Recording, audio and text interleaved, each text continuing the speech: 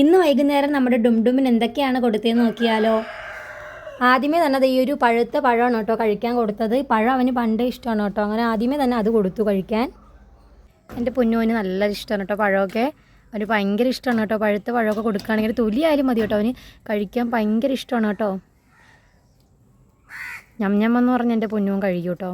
ഇന്ന് വീട്ടിലാണെങ്കിൽ പഴുത്ത പഴം ഉണ്ടായിരുന്നു കേട്ടോ. അതുകൊണ്ടാണ് കേട്ടോ പഴുത്ത പഴം കൊടുത്തത്. അല്ലാതെ എല്ലാ ദിവസവും പഴമൊന്നും കൊടുക്കാറില്ല. ഇനി വീട്ടിൽ എന്താണോ ഉള്ളത് അതിങ്ങനെ കൊടുക്കാറുണ്ട് കേട്ടോ.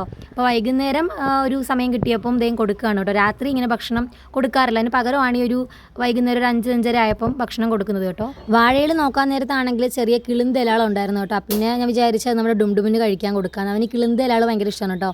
ഇടയ്ക്ക് ചെറിയൊരു സ്നാക്ക് പോലെ ഇത് കഴിക്കാൻ കൊടുക്കാറുണ്ട് കേട്ടോ. ആദ്യം അവന് കഴിക്കാൻ കിട്ടിയില്ല കേട്ടോ. പിന്നെ അവൻ്റെ നല്ല ഈസി ആയിട്ടാണ് കേട്ടോ കഴിക്കുന്നത്. ഇലയും പഴമൊന്നും കഴിച്ചെന്ന് പറഞ്ഞ് ഇവൻ്റെ വിശപ്പ് അങ്ങനെ മാറുന്നില്ല കേട്ടോ. അപ്പോൾ നമ്മുടെ മെയിൻ ഫുഡ് വരുന്നത് ഈ ഒരു റേഷൻ കടയിൽ നിന്ന് കിട്ടിയ ചുമന്ന അരിയാണ് കേട്ടോ.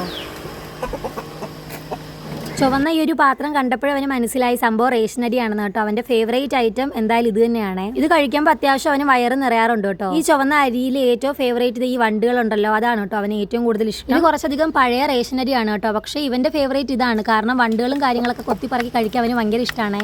അങ്ങനെ വയറ് നിറയെ ഫുഡ് കഴിച്ചതിന് ശേഷം ഡുംഡും ഇനി വിശ്രമത്തിലോട്ട് പോവാണ് കേട്ടോ. രാത്രി സമയങ്ങളിൽ ഇതുപോലൊരു കമ്പിലാണ് കയറിയിരുന്ന് ആൾ ഉറങ്ങുന്നത് കേട്ടോ. അപ്പോൾ ഇന്നത്തെ വീഡിയോ ഇത്രയേ ഉള്ളൂ. വീഡിയോ ഇഷ്ടമായി സബ്സ്ക്രൈബ് ചെയ്യുക.